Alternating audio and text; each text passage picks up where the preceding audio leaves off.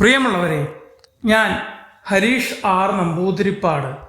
ലോക വന്യജീവി ദിനമായ ഇന്നൊരു കഥ കേൾക്കൂ. പ്രകൃതിയുടെ സമൃദ്ധി. വനത്തിന് നടുവിൽ ഒരു കൊച്ചു ഗ്രാമം ഉണ്ടായിരുന്നു.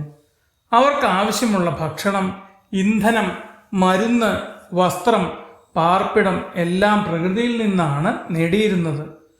കാട് അവരുടെ അമ്മയായിരുന്നു. വന്യജീവികൾ അവരുടെ സുഹൃത്തുക്കളും, സസ്യങ്ങൾ അവരുടെ വൈദ്യന്മാർ. ഒരു ദിവസം ഗ്രാമത്തിലെ കുട്ടികൾ കാട്ടിലേക്ക് പോയപ്പോൾ വലിയ മരത്തിൻ്റെ നിഴലിലിരുന്ന മൂപ്പൻ പറഞ്ഞു, ഇന്ന് നമുക്ക് ലോക വന്യജീവി ദിനം ആഘോഷിച്ചാലോ? ഔഷധവും സുഗന്ധവും നിറഞ്ഞ സസ്യങ്ങളുടെ മഹത്വം തിരിച്ചറിയണ്ടേ?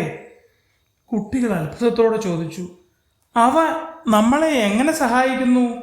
മൂപ്പൻ ഒരു ചെറിയ ചെടിയിലേക്ക് വിരൽ ചൂണ്ടി പറഞ്ഞു, ഇതാ അമേരിക്കൻ ജിൻസങ്.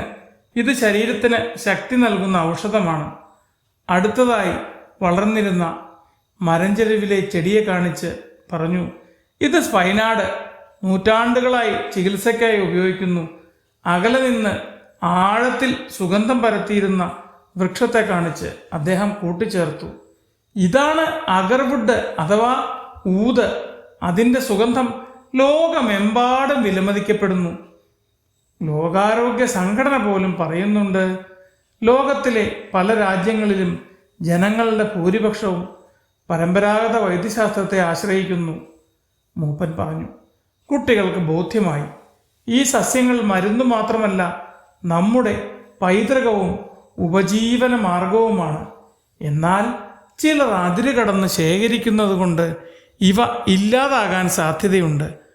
അപ്പോൾ ഒരു ചെറുപ്പക്കാരി പറഞ്ഞു, അങ്ങനെയെങ്കിൽ നാം എന്ത് ചെയ്യണം? മൂപ്പൻ പറഞ്ഞു, നാം സംരക്ഷിക്കണം, ആവശ്യത്തിന് മാത്രം ഉപയോഗിക്കണം, പുതുതായി നട്ടുപിടിപ്പിക്കണം, പ്രകൃതിയെ സ്നേഹിക്കണം. ആ ദിവസം മുതൽ ഗ്രാമത്തിലെ കുട്ടികൾ ഓരോ വർഷവും വന്യജീവി ദിനത്തിൽ പുതിയ ഔഷധ സസ്യങ്ങൾ നട്ടുപിടിപ്പിച്ചു. പ്രകൃതി നമുക്ക് ആരോഗ്യവും സൗന്ദര്യവും സമൃദ്ധിയും നൽകുന്നുവെന്ന് അവർ പഠിച്ചു. അതിനെ സംരക്ഷിക്കുക എന്നത് നമ്മുടെ കടമയാണ്. അങ്ങനെ കാട് വീണ്ടും പുഞ്ചിരിച്ചു. ഭാവി തലമുറകൾക്കായി പ്രകൃതിയുടെ പൈതൃകം കാത്തുസൂക്ഷിച്ച് വന്യജീവികളും സസ്യങ്ങളും മനുഷ്യരും ഒരുമിച്ച് സന്തോഷത്തോടെ ജീവിച്ചു.